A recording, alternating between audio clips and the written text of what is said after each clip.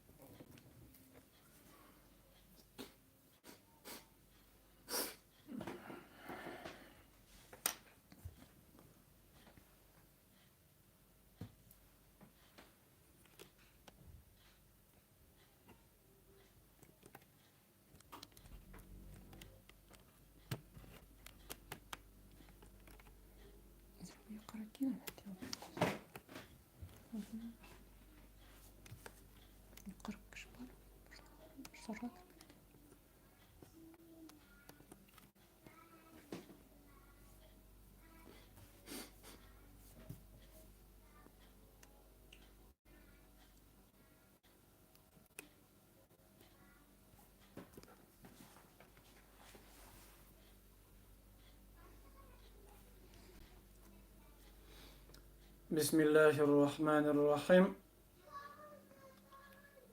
الحمد لله رب العالمين والصلاة والسلام على رسوله محمد وعلى آله وصحبه أجمعين. Восхваляем Всевышнего Аллаху Субханаху ва Тааля, который достоин наших похвал. К Нему мы обращаемся за помощью, и у Него просим прощения совершенных грехи, и к Нему прибегаем от зла наших душ и наших дурных поступков. Тот, кого Аллах Субханаху ва Тааля наставил на истинный путь, то никто не введет его в заблуждение. Тот, кого Аллах Субханаху ва Тааля ввел в заблуждение, то никто не сможет наставить на истинный путь. И я свидетельствую, что нет божества, нет никого достойного поклонения, кроме Всевышнего Аллаха Субханаху ва Тааля, который един, нет у него товарищей. И свидетельствую, что Мухаммад, саллаллаху алейхи вассалям, его раб и его посланник. Амма ба'д, ассаляму алейкум ва рахматуллахи ва баракатух. Иншааллах,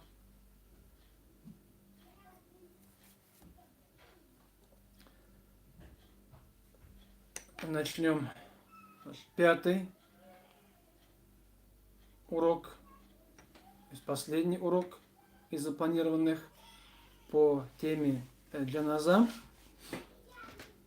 У нас сегодня, возможно, будет чуть-чуть подлиннее, чем прошедшие уроки, так он будет касаться как похорон, то есть могилы, внутри могилы, могила после похорон и то, что совершается по отношению к умершему после похорон, некоторые действия. Понятно, что прям все мы взять не сможем. Иншаллах, постараемся. Самое основное, если мусульманина его омыли, завернули в кафан, прочитали ему джаназа намаз, мы должны его после этого похоронить. И слово похоронить и означает захоронить человека, то есть в землю, выкопать могилу и поместить тело человека в эту могилу. Это единственный способ, как мы можем человека похоронить. Все остальные способы, там, кремация и так далее, все это в исламе запрещено. И нужно хоронить мусульманина на мусульманском кладбище, то есть на специальном месте, где мы хороним людей. И когда посланник Аллаха ﷺ приехал в Медину, то он первым же делом, одним из первых дел, он выделил территорию, место под будущее кладбище, где стали хоронить умерших. Это кладбище Аль-Бакия в Медине, возле мечети пророка Мухаммада саллаллаху алейхи вассалям. Вот мы хороним людей на кладбище, это основа. То есть и не хороним их где-то там в огороде, дома там и так далее. Только пророки является их особенностью, что их хоронили там, где они умерли. В том самом месте, где они умерли, их хоронили, как и пророка Мухаммада саллаллаху алейхи вассалям похоронили в доме Аиши, где он жил, где он умер, там, где он в этой же комнате, в доме Аиши, его и похоронили, так как это является обязанностью по отношению к пророкам. Все остальные люди мы хороним на кладбище, внутри этого мусульманского кладбища. То есть и покойника нести на кладбище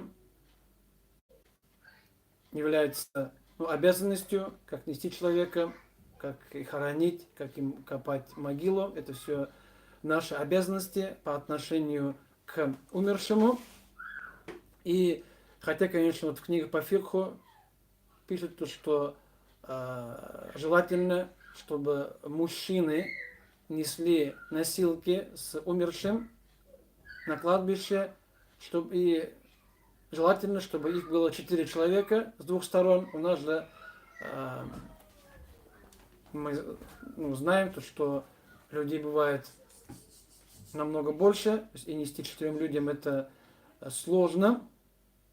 Там несут больше людей, более 4.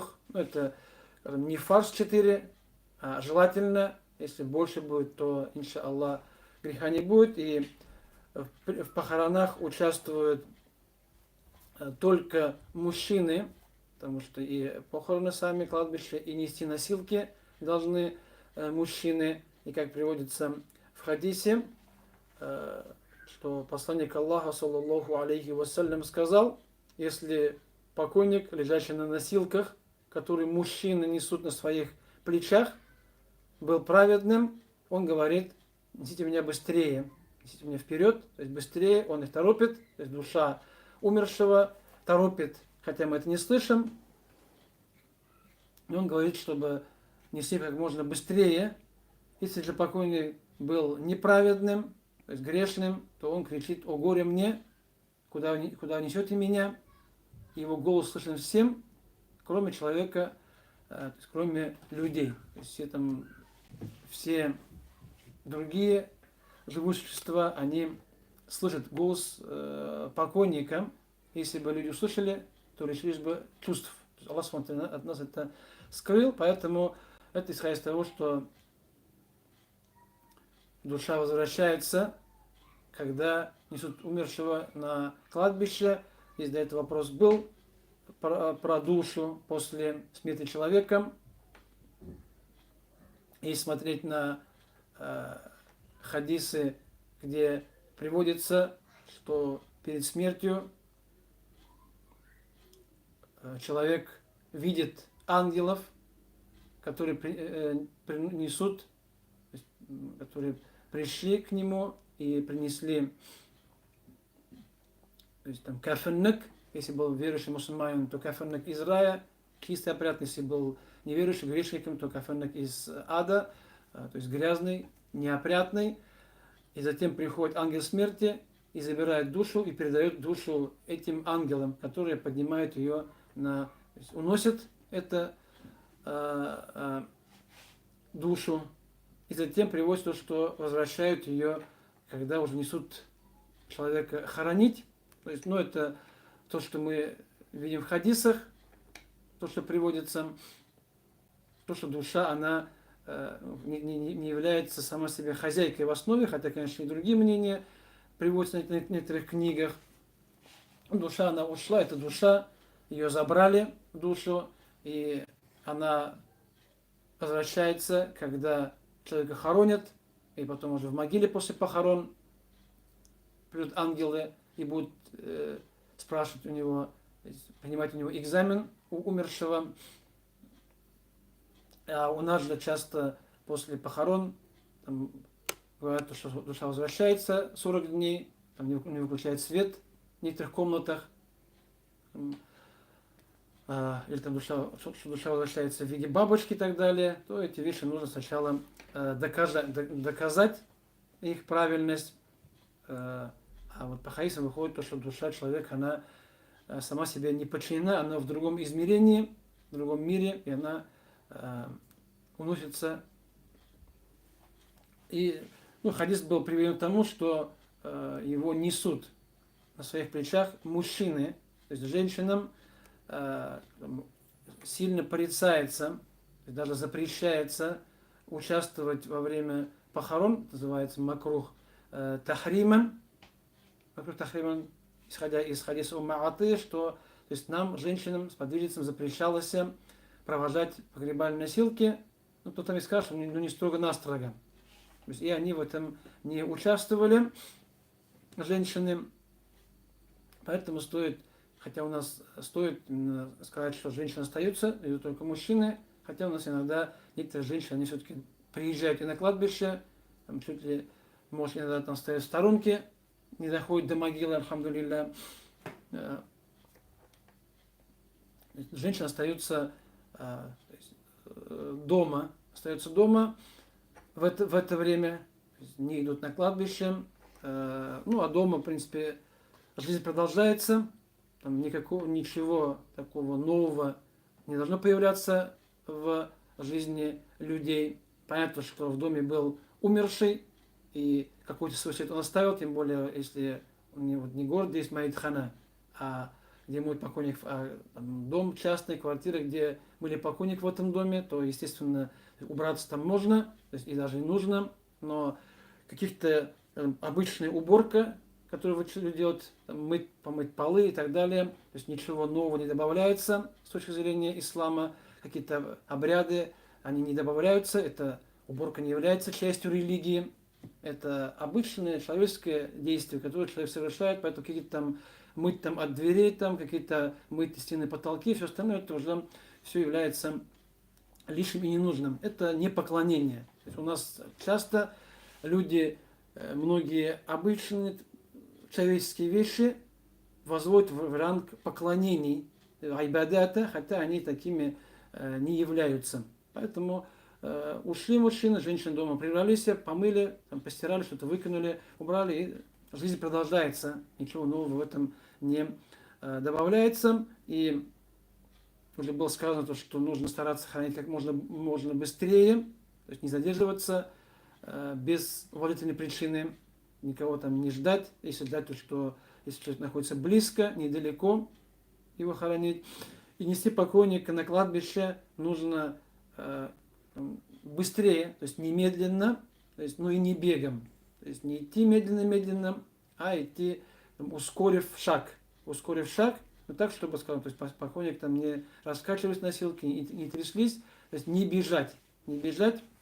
Так приводится то, что сподвижники, они шли очень-очень быстро шли на кладбище.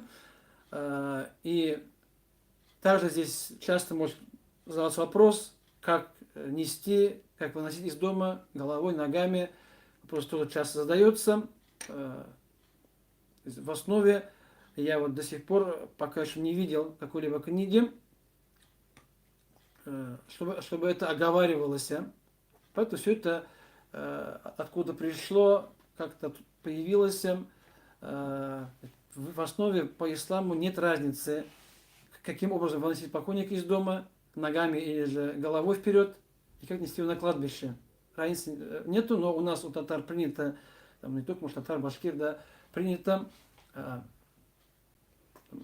есть свои традиции в этом вопросе, поэтому не создая проблемы, как принято, так и совершается. Это выносим ногами вперед, везем головой вперед на кладбище, несем. Но есть также в некоторых деревнях, я слышал, что бывает, что несут ногами вперед в некоторых местах. Конечно, в основном это головой вперед. И даже когда вот в Казани издали книгу и написали, что нужно нести ногами вперед, там было много претензий. Оказалось, что это, сказали, что это является опечаткой, хотя проблемы нету. И так дозволено. Если уж люди настаивают, мы делаем, как люди настаивают. Если сделаем по-другому, то есть ни греха, ни награды из-за этого не будет. Это обычная вещь, это также не является поклонением.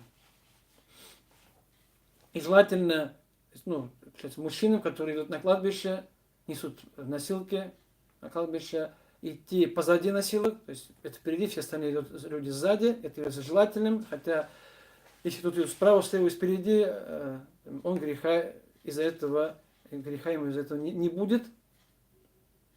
Но желательно, чтобы его провожать означает идти позади носилок.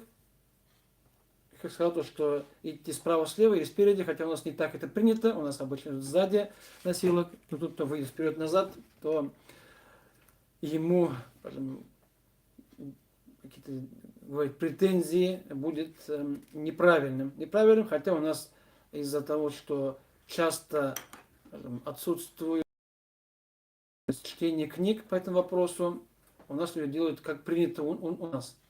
В деревне, в городе, а эти традиции, они приняты, отличаются друг от друга, от деревни к деревне, от мечети к мечети, от района к району. И поэтому у нас часто по религиозным, с точки зрения религии, нет разногласия, но вот люди, не зная это, не читая, а с того, что они видели у себя в деревне, они начинают, даже скажут, что делать нужно вот так, по Масхабу Абу Ханифы, по хадисам, скажут, нет, у нас так, не так, у нас вот так. Они будут делать по-своему, и им часто даже и не докажут, потому что люди, которые не получали религиозные знания, для них все, что они видели в деревне, это считается религиозным. Хотя часть религиозная, часть, скажем, нерелигиозная, ставшая религиозными вещами, часть вещей, которые даже совсем в религии отсутствуют, и которые делать нельзя. Нельзя, но они все равно людьми совершаются. Покойника несут на кладбище, то есть молча, то есть когда идут на кладбище, там что-то говорить, кричать, там, делать зикр вслух и так далее, это является неправильным, то есть не читается ни Коран, не делается ни зикры, не говорится такбир, потому что в некоторых деревнях есть такая традиция, когда несут покойника на кладбище, говорят вслух такбир. Такбир это является запрещенным, то есть не дозволяется в масхабе, потому что подвижники говорят то, что не поднимается голос человека при похоронах, когда читается Коран и когда делается зикр, зикр делается про себя. Поэтому что-то петь, читать, делать зикр, это все не подобает. Нужно нести, нужно молча, вспоминая смерть, думая о смерти, думая о том, что ты сам окажешься на месте этого человека, и готов ли ты оказаться на его месте, готов ли ты отвечать за свои поступки перед Всевышним Аллаху Субханаху Ва Тааля. То, что касается, как нести человека на кладбище, в основном приводится то, что желательно нести на плечах, то есть поднимая, и даже в некоторых книгах приводится о нежелательности вести там, на лошади, в тележке или же вести в машине. Но да, во время пророка Мухаммада саллям там было близко, там издалека не несли, поэтому там не было нужды в каком-либо транспорте. У нас сейчас с вами, когда везем из города в деревню везем далеко, или же внутри деревни обычно несут пешком, то есть несут, поднимая носилки, это уже осталось. А вот в городе, когда кладбище находится далеко, и до кладбища километров 5-10, то нести на носилках будет очень сложно, поэтому везти на кладбище в машине, катафалк, это является дозволенным, хотя основу нести пешком на плечах. Что касается могилы, это также является обязанностью, как я сказал, копания могилы. Могила, это, яма, которую копаем на кладбище, в которой потом помещается умерший человек.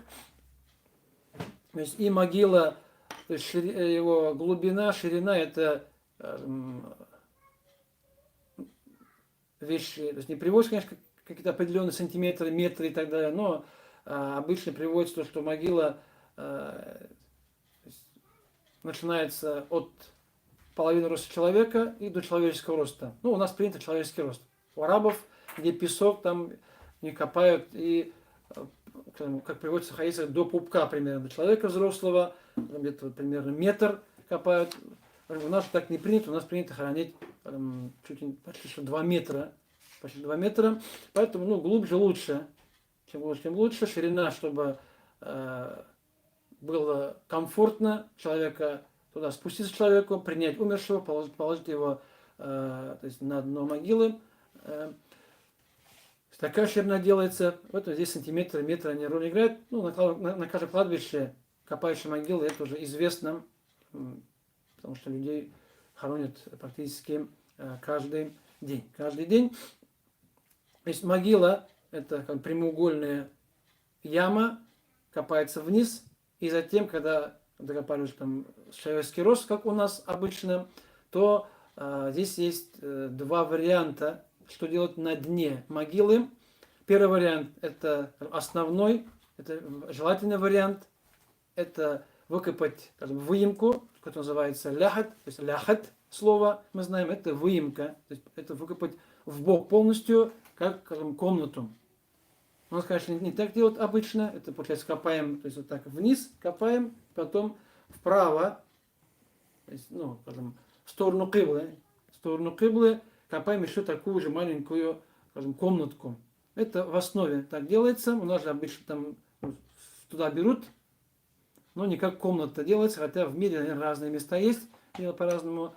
Это называется ляхат. Ляхат это основное, как, что делается на дне могилы, куда помещается умерший. Ляхат. В то же время, если земля будет рыхлая, мягкая, песочная, и ляхат делать сложно, он будет обрушаться, земля будет обрушаться, то в этом случае можно копать, скажем, углубление на дне могилы, то есть в середине, на дне могилы, называется по-арабски шик, то есть копаем именно, и потом вниз уходим в середину могилы. Оба варианты являются, в принципе, дозволенными. Ляхат это основное, шик это как дополнительные. Это при нужде и то, и другие дозволены. Хотя, конечно, часто иногда делают упор на ляхат, и то, что это более правильно, а копать на дне могилы неправильно иногда говорят.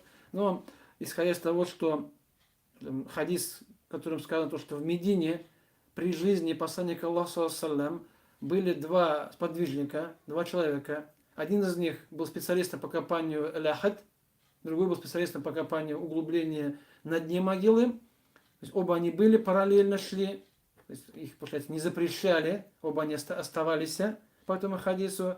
И когда умер посланник Аллаха, саллаллаху сподвижники не знали, как копать могилу, что делать, и они выбрали такой способ. Они отправили одновременно двух людей к этим двум мужчинам, которые сподвижникам, которые копали по-разному. И попросил Аллах, чтобы Аллах Та'аля дал, пришел первым тот, что будет наиболее лучшим для посланника Аллаха, саллаллаху алейхи вассалям. И пришел первым тот, кто копал ляхат. Ляхат, и посланника Аллаха похоронили именно в ляхат. Поэтому это то, что Аллах выбрал для своего посланника, но они оба были при жизни пророка Мухаммада. У нас же иногда переводится в книгах, что хадис, что ляхат это для нас, а углубление для других.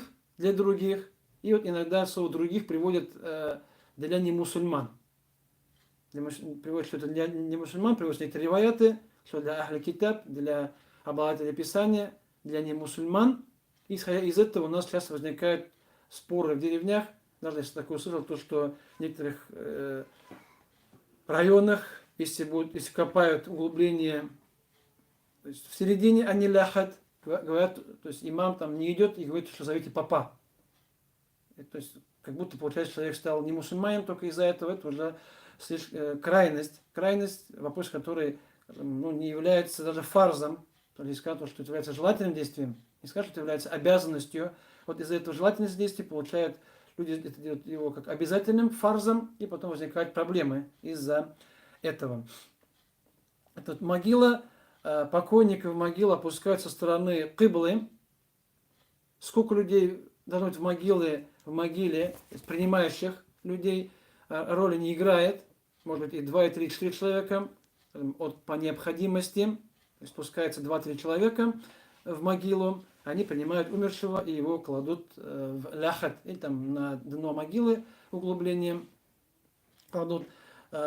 Спускаются в основе мусульмане, то есть и нежелательно, чтобы был не мусульманин. То есть в могилу мусульманина спускается то есть мусульмане, и нежелательно, если это будут не мусульмане, даже если они являются родственниками.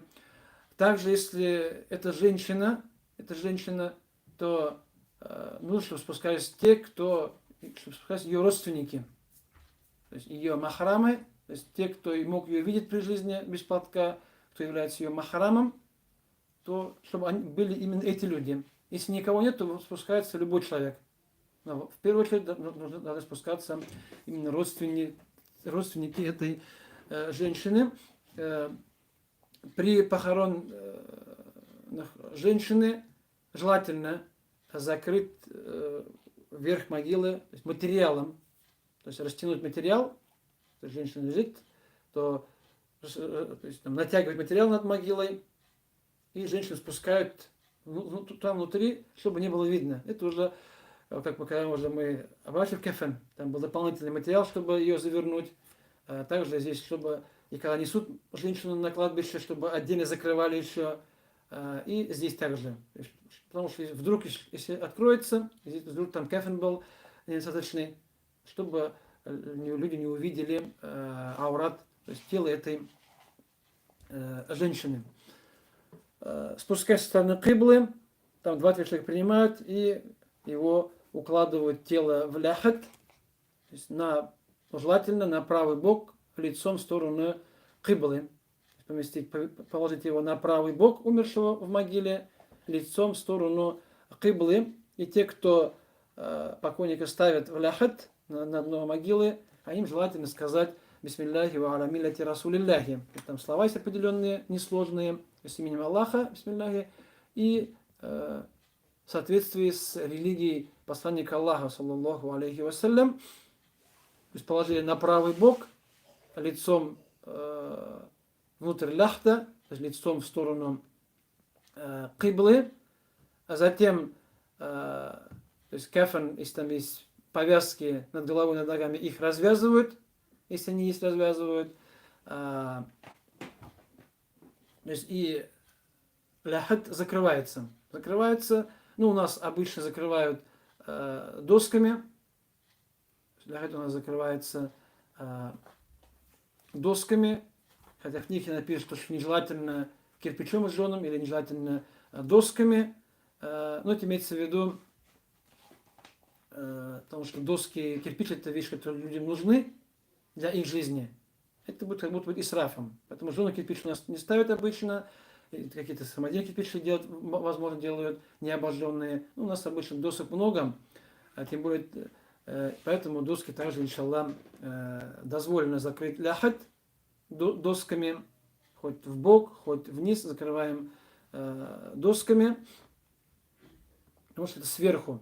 А нежелательно, если доски будут ставить по бокам или снизу покойника.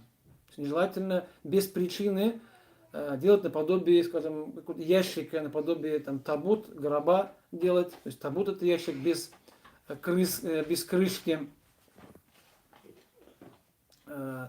Это нежелательно делать без нужды, если есть нужда.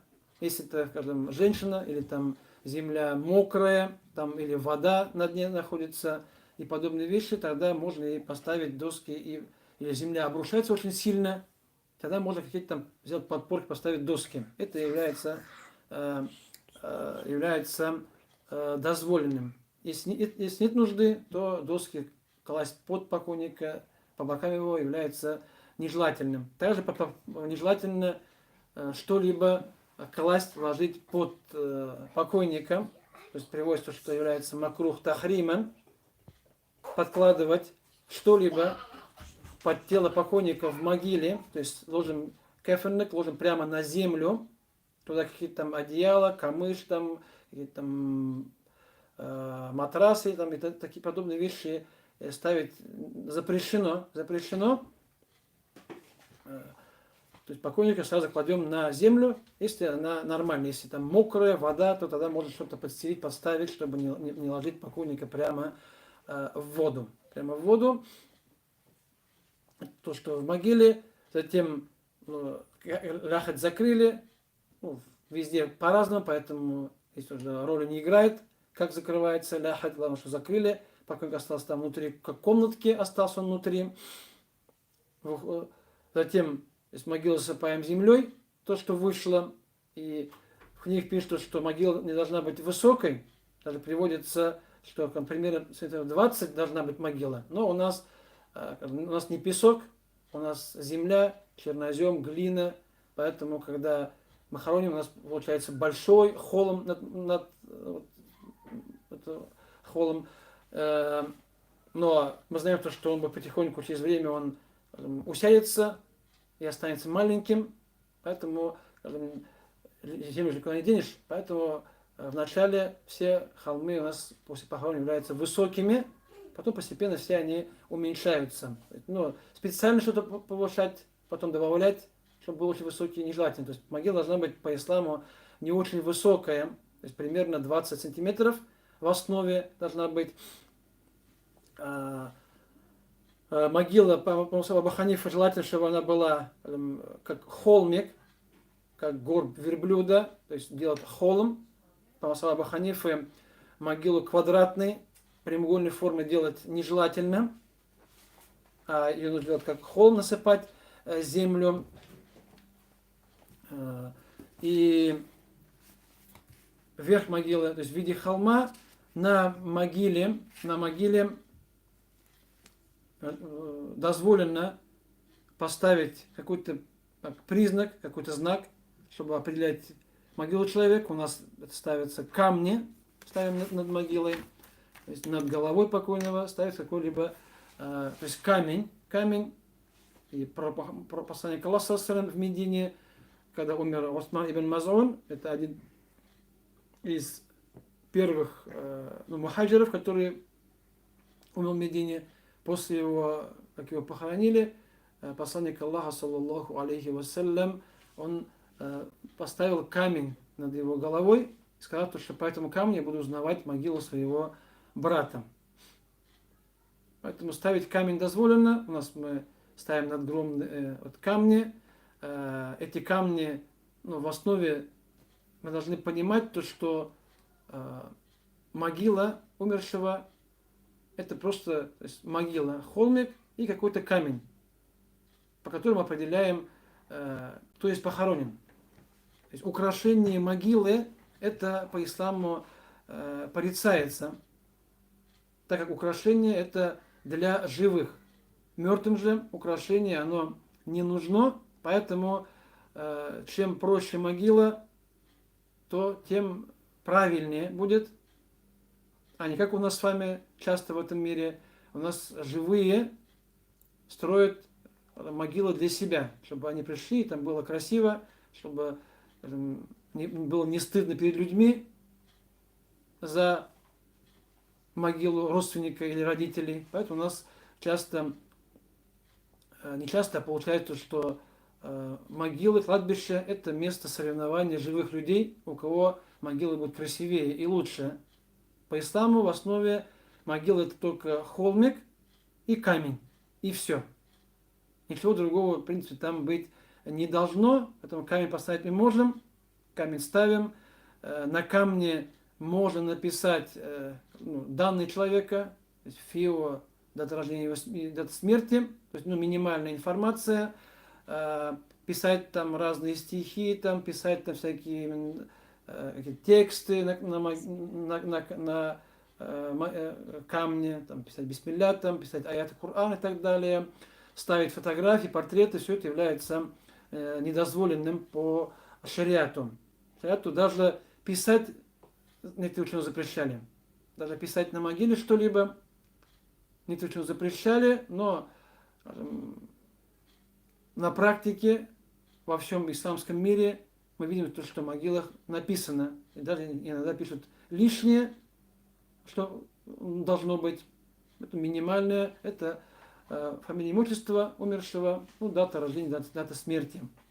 Это будет достаточно, чтобы определять, кто здесь похоронен в этой могиле. Что касается, то есть, также могилу нельзя укреплять, то есть цементом, раствором, кирпичами и так далее.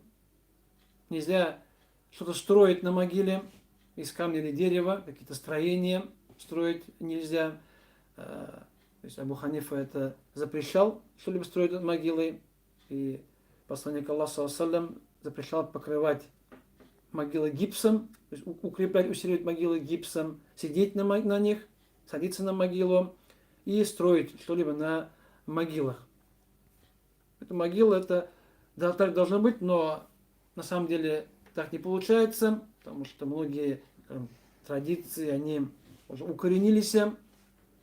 Даже что касается ограды вокруг могилы, даже она, в принципе, быть не должна, но она у вас с вами везде есть, поэтому делать сразу это сложно, потому что люди все-таки по привычке там и ставят и большие громадные камни, и там, фото родственников ставят на могиле. И даже когда Хазрат имам говорит, не ставьте, они при нем качают головой, потом, когда никого нет, приходят и ставят то, что им нужно. Для этого нужно, чтобы люди были немного более образованы с точки зрения религии. А пока люди не образованные, судят потому, что не видят глазами, то менять будет сложно. Поэтому ограды, она ставится, но нужно постепенно переходить от громадной метровой ограды к более маленькой, низкой ограде, чтобы меньше было там, металла, который стоит просто так на кладбище. Тем более, у нас даже мало кто ходит, наверное, животные заходят на кладбище. Раньше кладбища были без забора общего, поэтому закрывали каждую могилу и там, ограды делали там, деревянные часто раньше. Сейчас у нас, альхамдулилля, есть средства, возможность делать и железные, и другие, поэтому нужно ставить не такое там очень сильно дорогое, у нас стремясь, чтобы все было красиво, хорошо, как уважение делают там дорогие какие-то там постройки, брусчатка, там, кирпичи и так далее, все это дорогая ограда, это все умершему никакой пользы не приносит. То есть для умершего вид могилы роли не играет. Умерший человек, он уже в могиле, он уже отвечает за свои поступки, ему нужны только благие дела. То, что над могилой, ему не поможет, а может даже и если он сам завещал все сделать, даже он получит грех за то, что он завещал, чтобы там поставили фотографию на могиле, родственники выполнили, то получается и он, и родственники получают за это грех, минус для него. Что касается растений на могиле, то, как приводится в книгах, что нежелательно рвать зеленую траву, а может только сухую, потому что зеленая трава, она делает тасбих, помогает умершему. Даже в этой книге пишут, что желательно сажать деревья на могиле. Но это, может, конечно, не запрещено делать, да? Но из того, что мы видим наше кладбище, где растут, которые превращаются в леса, непроходимые какие-то дебри, чащи, потом эти деревья падают, они ломают все могилы, все подряд, то исходя из этого можно сказать, то, что может и можно, но от этого будет вред кому-то. Польза будет какая-то, но будет еще и вред другим людям. Поэтому нужно смотреть, чтобы сажать какие-то маленькие вещи, не такие большие, не то, что так не сильно разрастается, не превращается в громадное большое дерево. И у нас, тем более, наша каширота, у нас все растет. Ладно, где там пустыни, степи, где там не растет ничего. У нас все растет. Если мы не будем рвать то, что на могиле, то на кладбище будет лесом. И могила вся зарастет разной травой, поэтому мы и рвем траву, потому что, чтобы было чисто. Потому что могилу, за ним тоже нужно ухаживать, за ним нужно следить, и нужно превращать, чтобы кладбище стало заброшенным. То есть у нас, потому что у нас такая широта, у нас все растет. Трава, деревья у нас растут очень хорошо. Если, тем более, если дождь будет, если год будет дождливым, а не сухим. То есть, и нежелательно на могилу наступать ногами, нежелательно на нее садиться, ну и там подобные вещи, там, справление нужды и подобных вещей, все это является нежелательным и запрещенным делать на могиле. На могиле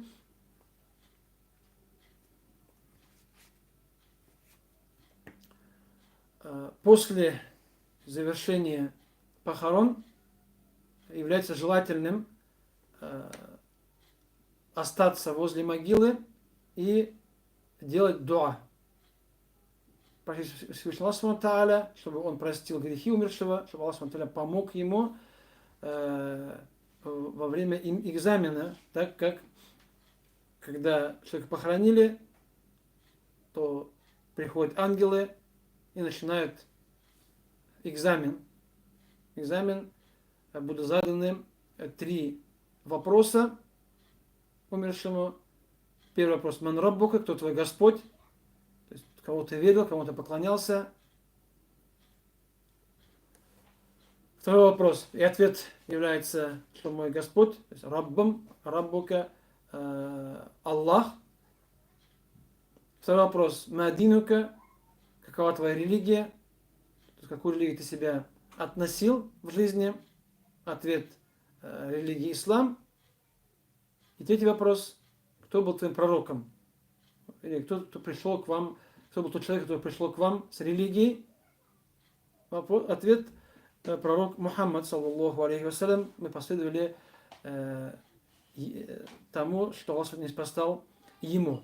Поэтому является желательным остаться и делать дуа возле могилы.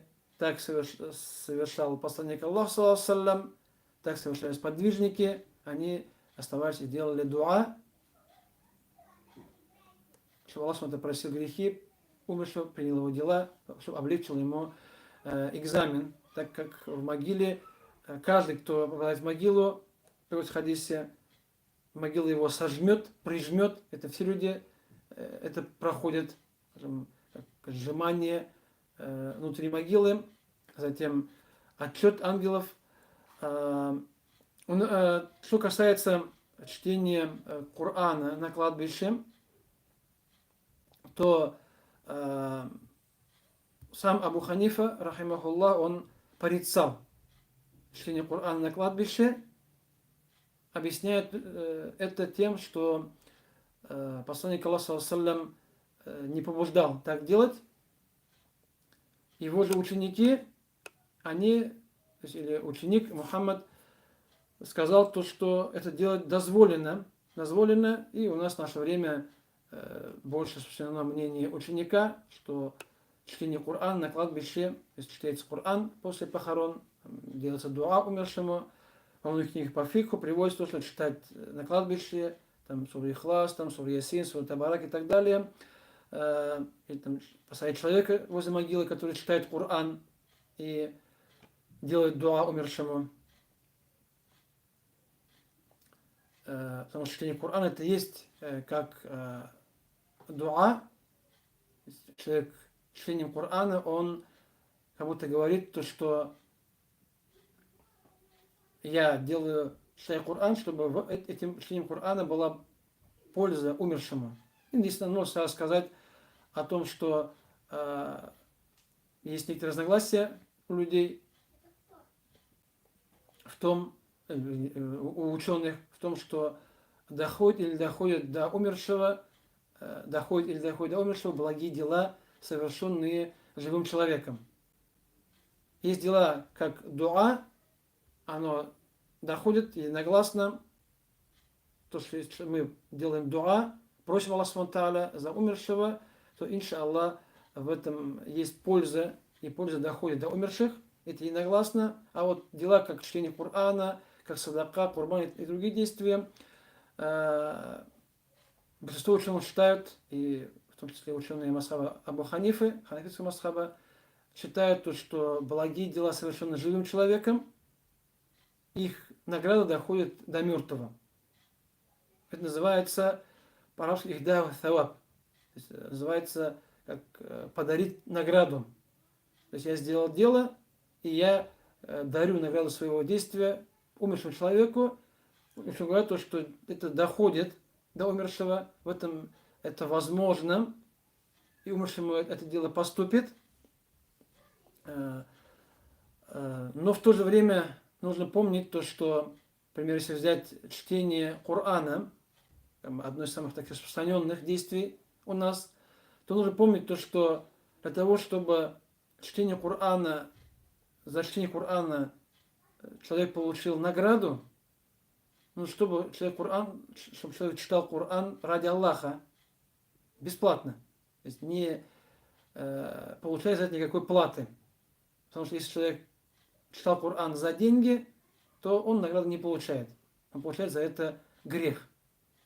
И как он может подарить чтение Корана кому-то, если он сам не получил никакой награды за это чтение? Поэтому первое условие чтения Корана ради Всевышнего Аллаха Субханаху ва Тааля, не получая за это деньги. Поэтому тот, кто говорит, что прочитал Коран полностью, потом продает это за определенную сумму, это является неправильным, потому что зарабатывание денег на Коране запрещено. И второе, это после чтения Корана, желательно сделать дуа, сказав дуа: «О Аллах Субхану Тааля, я прочитал Коран и прошу тебя, чтобы ты подарил награду такому умершему, подобную моей награде». То есть не мою награду, а подобную моей награде просить у Всевышнего Аллаха Субхану Тааля, чтобы он дал умершему, если человек читает это ради Всевышнего Аллаха Субхану Тааля, если читает ради Аллаха, то есть бесплатно, не получая за это какую-либо плату. И также нужно помнить то, что мусульманин, он должен делать действия для себя. То есть чтение Корана мне, самому лично, потому что награда за чтение Корана идет тому, кто читал в основе. Я читал, награда записывается мне, чтецу. И я тоже нуждаюсь в награде. А у нас часто чтение Корана равно мертвые, умершие. Да, им тоже нужна награда, но нам тоже она нужна. Поэтому открывать Коран и читать всегда за мертвых, и не читать для себя себе, это неправильно. Неправильно, так как ранее ученые, все мусульмане читали Коран ради Аллаха и получали награду, зарабатывали награду себе. И потом уже они в то же время просили дуа Аллаха, чтобы Аллах дал и мертвым делать дуа, делать какие-то благие дела. Поэтому чтение Корана сначала доходит, но нужно помнить, что читаем для себя, также не только для мертвых. Поэтому, когда говорят, что Коран для живых, а не для мертвых. Конечно, некоторые люди берут мнение, что мнение имама Шафи'i, что чтение Корана не доходит до умершего, нет пользы. Объясняет, что Коран для живых, не для мертвых. Ну, это имеется в виду в действии. То есть Коран для живых, чтобы они жили по нему. А мертвые уже жить по Корану не могут. Но награда для них, иншаллах, дойти может. И садака, и курбан, и другие поклонения, если мы делаем их с ниятом, что это мы делаем для них, иншаллах, им от него польза доходит. Что касается, перейдем на другую тему, что касается посещения могил, то является желательным посещать могилы, то есть ходить на кладбище, является желательным. Это действие с вами узаконено, предписано, хотя в начале ислама посланник Аллаха, саллаллаху алейхи вассалям, запрещал мусульманам, даже и мужчинам, ходить на кладбище. То есть там люди ходить только на похоронах. И все. После похорон они ходили, потому что в те времена они поклонялись мертвым, умершим, с ним были привязаны сердца, и тем самым ислам немного их отдалял от кладбища, от мертвых. Затем, впоследствии, когда уже иман укрепился, люди начали обращаться к Всевышнему Аллаху Субхану ва Тааля во всем, то Аллах Субхану ва Тааля разрешил посещать могилы, ходить на кладбище. Мужчинам это бесспорно, также и женщинам, хотя по поводу женщин есть некоторые разногласия, но, иншаллах, и мужчины, и женщины в этом вопросе, иншаллах, одинаковы. Кроме тех случаев, когда женщина ходит на кладбище часто, много, и там она сидит, плачет, вспоминает про родственников, тогда ей запрещено. Так как посланник Аллаха проклял женщин, которые часто ходят на кладбище. То есть иногда ходить дозволено, но женщинам ходить постоянно, часто не дозволено. С другой стороны, на кладбище нужно идти с каким намерением? С намерением вспомнить о смерти, делать дуа умершим и вспоминать о смерти. И может просто задать вопросом, в наше время какой процент людей ходит на кладбище с таким намерением? У нас или похороны, это естественно, мужчины, или же потом люди идут увидеть могилу, или сделать дуа. Или же у нас ходит убраться, траву убрать, женщин покрасить и так далее, посадить цветы, подобные вещи.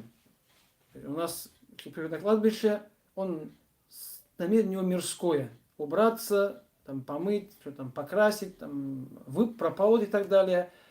А делать дуа, помнить о смерти и ходить с этой целью у нас, к сожалению, так поступает очень мало людей, хотя основная цель такова.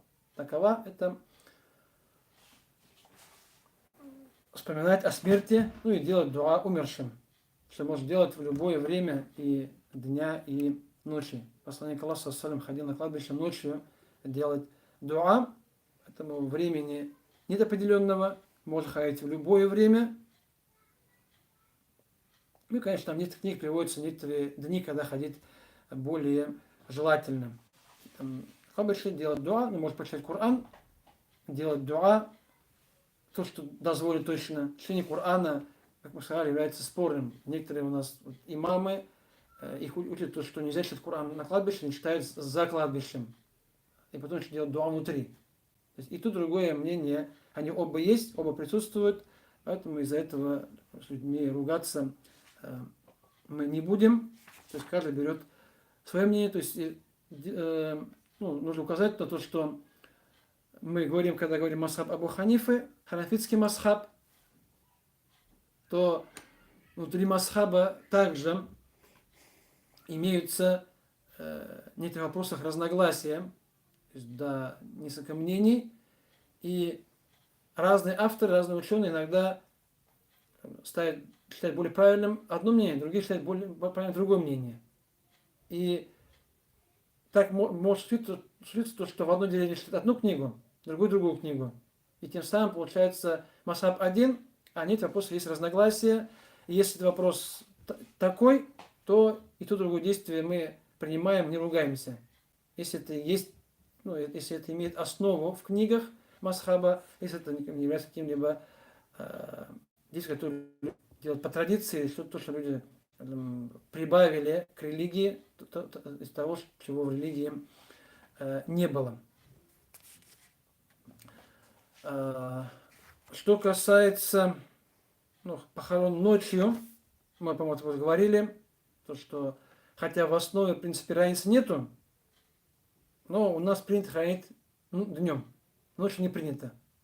Поэтому даже иногда вот зимой, когда солнце заходит в 3 часа, а когда у нас на кладбище работает до 5, каждый день практически, то иногда начинают хоронить там, до 3 и уже дохоранивают после 3. И звонят, то, что хотят, а можно так сделать. Не то, что не начать, а просто уже завершить похороны. После захода солнца спрашивают и интересуются, правильно, неправильно. В принципе, все правильно. Правильно. Посланник Аллаха саллям порицал хоронить ночью, потому что после одного случая, когда умер один сподвижник в Медине, он умер ночью, а ночью люди спят, тем более в те времена там, найти кафенек, найти людей и так далее.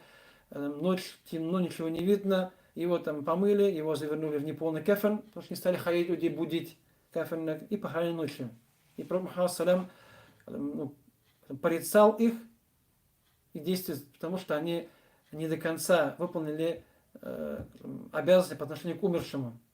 Если же все выполняется, покойник умершего омыли как положено, у него кафены как положено, у него на намаз свелось много людей. В принципе, не запрето, но, как я сказал, то, что у нас не принято, значит, мы этого и не делаем. Не делаем, хотя это не является греховным или запрещенным действием в исламе.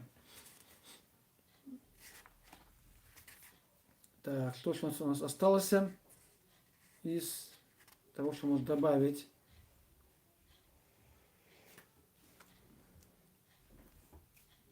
В принципе, все, что основное сказал. Вкратце.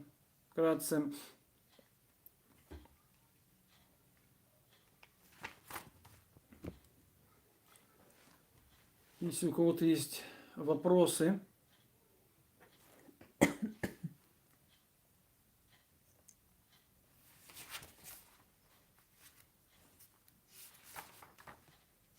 по сегодняшнему уроку, а может по остальным урокам. Вопрос один был, я вспомнил, писали личное сообщение по поводу похорон. То есть после похорон у нас некоторые есть обряды совершаются. Там даже вот я, честно говоря, не понял, мне один написал, брат мусульманин в сообщении, сказал, что на кладбище после похорон остаются дедушки и там что-то делают. Какой-то там язык. Я был там что такое, я вот, честно говоря, не понял, что это является. У нас знаю, что в некоторых деревнях сидят на 4 углах и читают некоторые вещи. Это есть некоторые традиции в некоторых деревнях, сидеть на 4 углах могилы и там, читать суры или просто читать что-либо. Также, Аллаху Алям,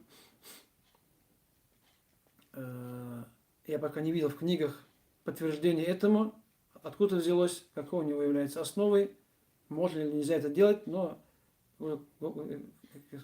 говорил и буду говорить, то, что в похоронах у нас много идет вещей не из книг, а из того, что мы видим. Не читая книги, мы следуем книгам, а мы делаем то, что мы видели до этого. Поэтому, когда я буду хазратом, который бывает на похоронах, и когда делают что-то именно по-своему, ты говоришь, что вот так сделать. Они говорят, нет, мы уже похоронили это много людей, поэтому мы делаем будет так. И там уже на кладбище во время похорон там с людьми ругаться не будешь. Они тоже говорят, мы тоже мусульмане, мы тоже хоронили много людей, но они не читали книги. Это беда у нас то, что мусульмане себя считают знающими, хотя они эту вещь не изучали, а просто видели своими глазами. А если они почитали книги, то они увидели бы то, что некоторые действия их не соответствуют тому, как должно быть на самом деле. Так, вопросы, которые есть, да? Угу. Вопрос. Если нет умеющих читать джиназа намаз, можно ли читать женщине? Как я вчера, по-моему, это говорил, то, что намаз джиназа является фарз кифая, и даже если прочитать один человек, или мужчина, или женщина, то обязанность снимается. Поэтому, если в какой-то деревне умер мужчина, его помыли мужчины, а намаз читать никто не умеет совсем, есть только одна женщина, которая умеет читать джиназа намаз, даже хотя бы даже, не знаю, какие-то зикры в намазе. Конечно, в принципе, даже мужчины могут прочитать намаз, если сделать минимальное. То есть сказать 4 такбира и салям. Сказать, если это знают, то и прочитать. Если не знает никто, что еще обучать нужно, объяснять. Если кто знает, то если прочитает женщина, читаешь намаз джиназа, то, иншаллах, это является и дозволено, даже нужно делать. Она обязана прочитать этот намаз, чтобы человек был похоронен после прочтения намаза. Вопрос. Можно ли подкладывать под голову и тело покойника ком земли и поворота в нужную сторону? Да, конечно. Земля подкладывается, то есть под голову, под спину, чтобы ему придать нужный угол, нужный градус. То есть землю мы подкладываем, даже специально вот на кладбищах оставляют там землю рыхлую, чтобы можно было положить под покойника, чтобы он не падал, положить его под правильным углом в сторону кибла.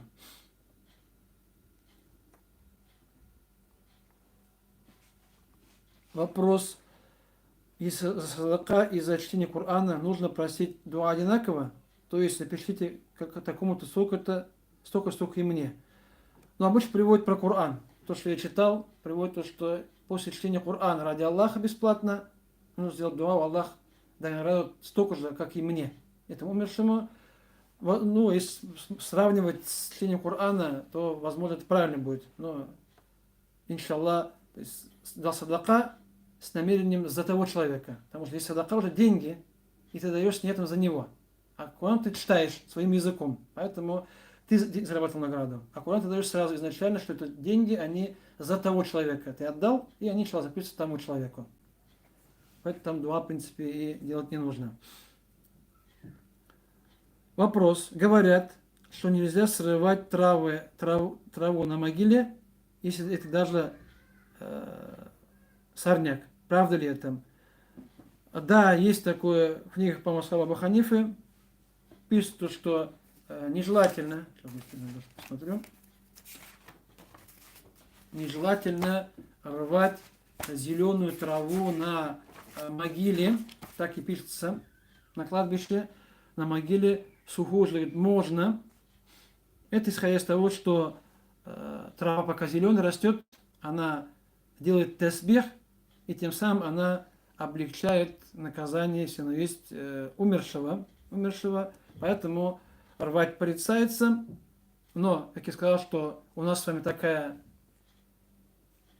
широта, долгота, то что местность у нас все растет, если не рвать, там, можно, конечно, подрезать, да, укоротить, чтобы не росло вверх, будет деревья сажать, вроде не порицается, но деревья, они потом вырастают, превращается кладбище в лес. Поэтому рвать, убирать у нас, мы вынуждены, чтобы не превратился в некрасивый, чтобы не было могилы некрасивой, заросшей. Это сажать какие-то маленькие растения или же подрезать растения. Это делать, иншаллах, можно. Вопрос по теме прошлого урока. При вынужденности может ли совершать омовение покойного человека противоположного пола? Если может, то при каких условиях и есть ли какие-то особенности? Мужчина не имеет права мыть женщин, а женщины не имеют мужчин. Поэтому, если, скажем, такая вот ситуация, которая, наверное, все-таки случается не так часто, что мужчина умер среди женщин, а женщина среди мужчин, и нет там родственниц кого-то, и нет родственников, кто помоет, в этом случае совершается таяммум. Не моем, а совершается таяммум. То есть, если когда умерла женщина среди мужчин, не махрамов, и больше нет никакой женщины среди них совсем абсолютно, они не могут ее мыть, они совершают ей таяммум, то есть один из мужчин, получается, там, одевает перчатки что-либо на руки, чтобы не касаться руками ее тела, он надевает перчатки и ударяет по земле, потирает ей лицо и потирает ей, руки, конечно, откроют, пытается только кисти рук потирает, не открывая рук, и это будет считаться, как будто у него есть гусль. И то же самое же женщины по отношению к мужчине делают так же. То есть там не моют, а совершается таяммум. Вопрос. Что женщины могут делать дома во время похорон? И что делать нельзя? Делать можно что угодно дома во время похорон. Определенного поклонения здесь нету для женщин. Я говорил то, что у нас обычно после, когда люди уходят, женщины немного убираются. И просто обычная уборка после, потому что там люди ходили, там обычно обувь не снимается, там вода была, там был умерший, там потирается. То, что связано с умершим. Там, мыть весь дом, там, полностью, целиком, нет необходимости. Что делать нельзя, там, в принципе, ничего не запрещено, но запрещено делать то, что не по исламу. Я сказал то, что до этого сказал, убираться это не религия, это не поклонение. И какие-то вводить ритуалы в процесс уборки, может так нельзя, это неправильно. Вот проблема людей, потому что из того, что был мертвый, значит, это превращается в религию уже. То есть все, что казалось мертвого, и религиозное, и обычное наше мирское, люди превращают в религиозное. Поэтому какие-то там обряды, мыть там от дверей туда, внутрь, да, а не наоборот. Или там, что нужно мыть весь дом, там, до потолка, там, и все остальное. То есть все это нужно перестирать, перемыть. Это лишнее. Да, есть гигиена, есть чистота, но то, что касалось там, где был мертвый человек. А то, что его не касалось, это делать не нужно. Или, например, некоторые обязывают мыть всю комнату полностью, даже до потолка, объясняют тем, что там был мертвый, а лежал мертвый, то по всей комнате разбрызгана кровь. Кровь, говорит, а где кровь-то? Ее же не видно. А это уже противоречит принципам фикха. То, что если есть наджис, то есть наджис есть, если его видно. Если как кровь, там, моча и так далее, наджис, нечистоты, они есть, когда их видно, когда их мы чувствуем. Если не видно, их там нет. Поэтому человек умер. Сказать, что там все в крови разбрызгано, то есть когда выходила душа, там вышла кровь, это все какие-то сказки, получается. То есть невидимые, как можно смывать невидимый наджис, которого нету. На самом деле, незнание часто приводит к таким вещам. Люди не читают, да, если читают, не верят, и скажут имам, то они его не принимают, потому что он говорит не как они привыкли делать.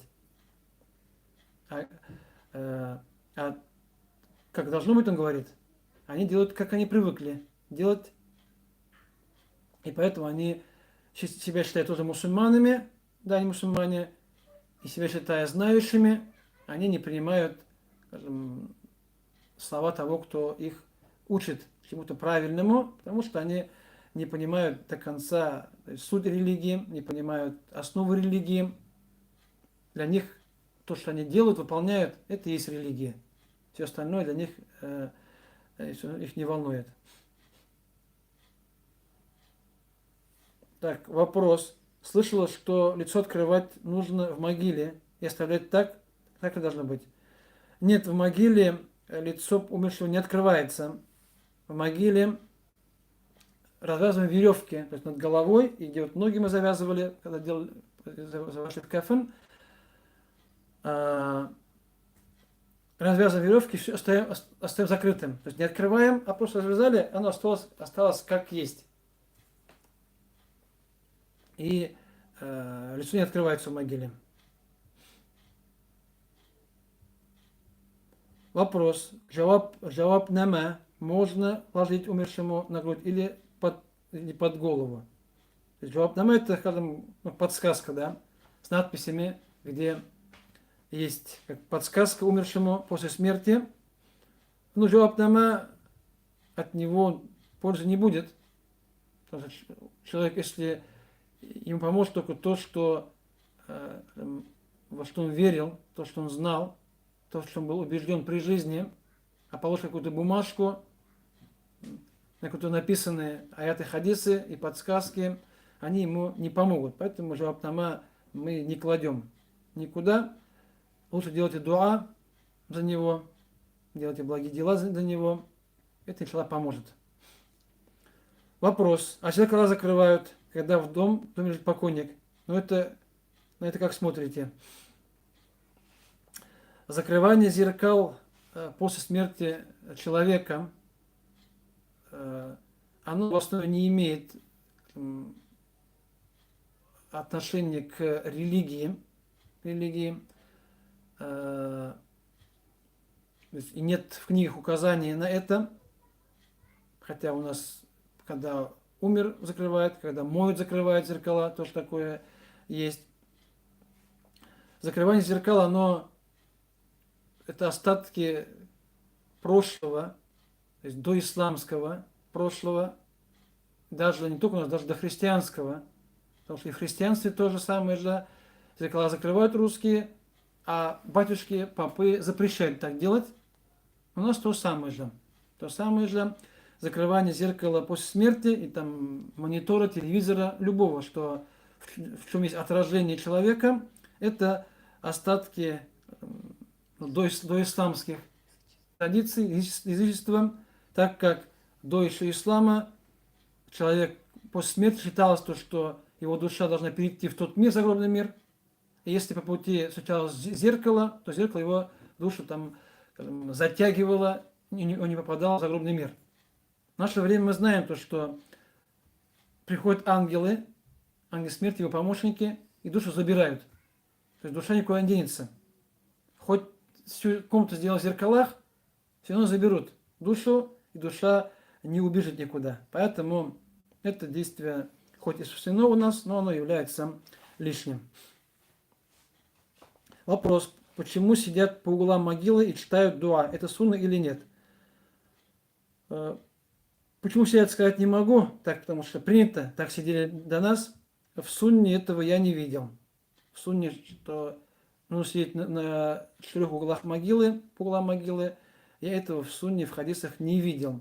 Потому что, чтобы был сунна, чтобы был хадис, или хотя бы слова действия сподвижников, что тоже является сунной, этого я там не встречал, поэтому пока не встречал. Я не говорю то, что нет вообще нигде. То есть все знания знать мы не можем, но в том, что я читал, я не встречал. Вопрос по-татарски. arvahlar penceşembe günlerinde dua kıl, izlep kaytalar ilerine деген sözler var. Нәрсе etesiz бана? Ну, перевод. Тем, кто не понимает, что есть такое мнение, слова, что души возвращаются в четверг в поисках дуа. Дуа.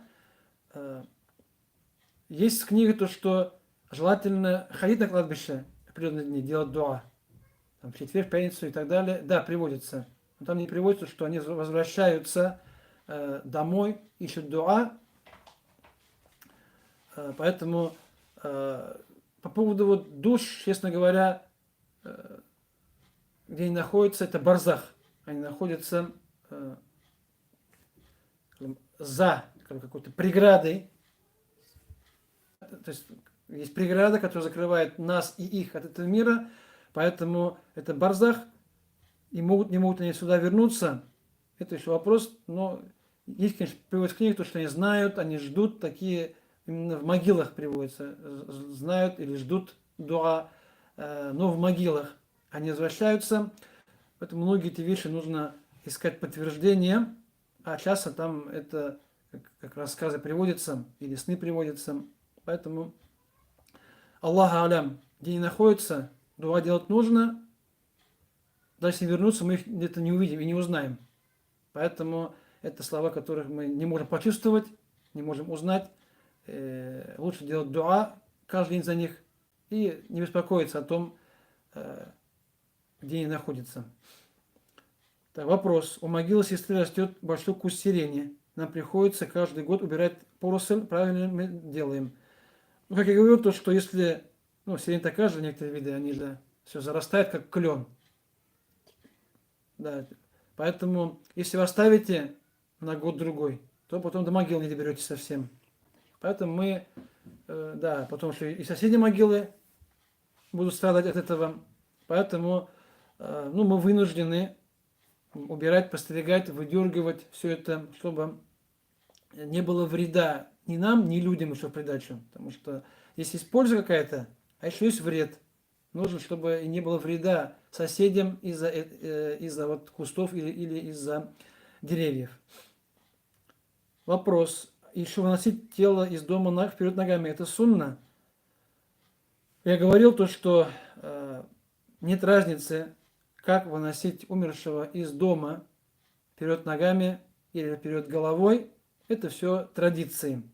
Традиции, как у вас принято, так и делайте. Это не приводится как сунна. Вопрос. Если мама завещала положить джавабнама, а надо ли в сосуд положить или в файл, или просто сверху бумагу, не завернув в сосуд? Во-первых, конечно, джавабнама ставить лучше не нужно. И завещание родителей, мамы, папы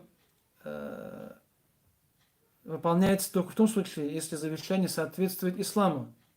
Если завещание исламу не соответствует, то выполнять его нельзя. Поэтому, если завещали, то не ложим никак. Ни в файл, ни в сосуде, все будет лишние вещи делать. Лучше где-то благих дел для родителей, это будет в этом больше блага.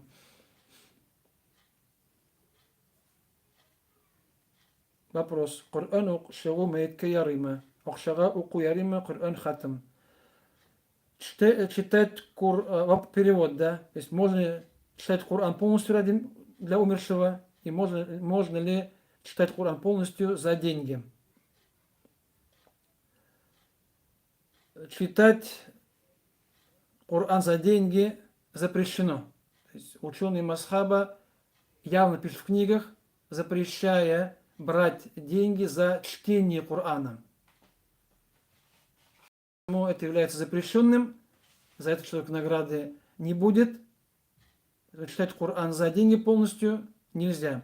Читать Коран ради Аллаха, для себя, а потом дарить награду, или просить Аллаха, чтобы он дал награду умершему, иншаллах, дозволено.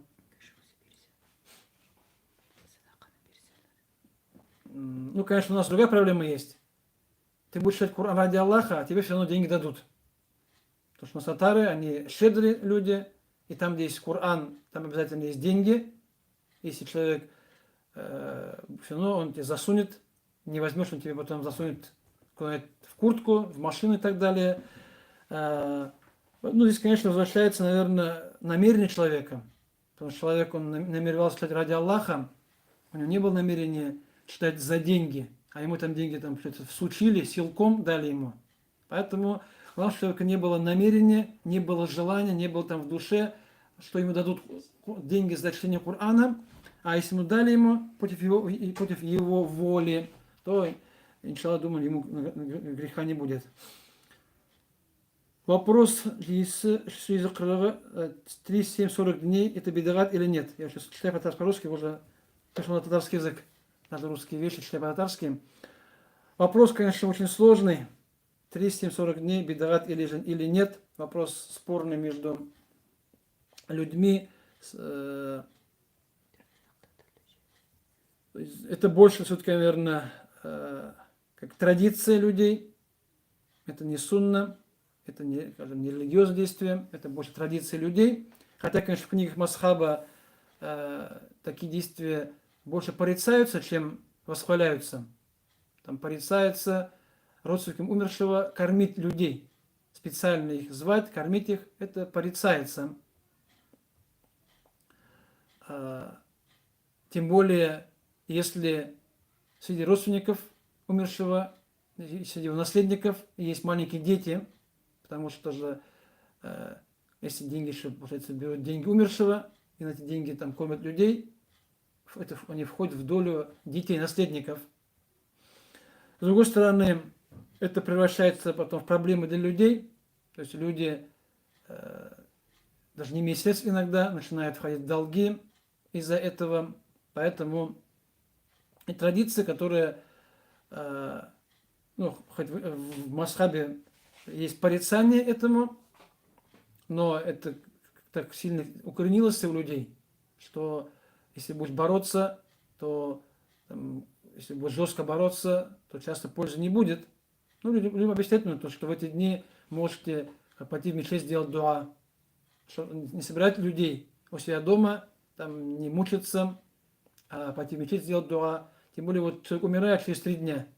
Уже собирает людей в этот день, еще там только человек умер, еще люди еще не отошли от его смерти, а уже нужно кормить кого-то. Там накрывать на стол, а татары у нас не могут накрыть по-простому. Нужно у нас сварить там 10 блюд, там, чтобы стол был полный, битком. Даже съесть не будет невозможно. Съесть невозможно то, что там варят, покупают. Это человек еще не отошел от смерти, он уже кормит людей. И говорят, что кормить людей, это бывает при радостях. Людей нужно кормить, когда человеку весело, радость, а не когда человеку горе. Поэтому, чтобы не было чрезмерности, чтобы человек не входил в долги, чтобы если у него горе, он там улыбался через силу и так далее, это все, это главное у нас 37-40 дней. Я вот читал то, что вот, там, в Кыргызстане у них там не только 37 дней, у них там намного больше приводится. У них там 4, 7, 14, 30, 40, 100 день и так далее.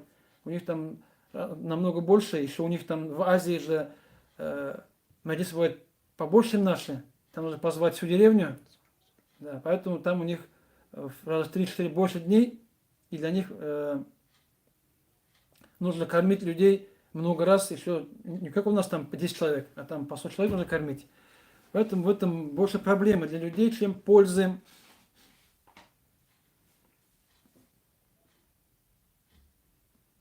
Так, вопрос, есть ли объяснение этим дням в исламе, именно этим датам? Я не знаю, честно говоря, откуда эти появились даты, но они точно не пришли в ислам, не из ислама. Почему 3, 7, 40 и так далее, и на этом добавляется 50, какие добавляются. В исламе объяснения я не знаю этим дням. Почему именно эти, а то, что там есть, ходит объяснение, то, что там какие там дни, там отделяется там кожа, там мясо от кости и так далее, это все вещи, они тоже не имеют основания. Мәйітіне ұзатқаш қалған кішілер, әбилер үйге кіріп, Құран оқуына ничек аңлатасыз? Ну, если люди ушли, теперь же нет покойника, Если собрались, там, прочитали Коран, сделали дуа умершему, в принципе, не запрещено. Остались, прочитали Коран, сделали дуа, чтобы умершим была польза. От этого вреда, иншаллах, не будет.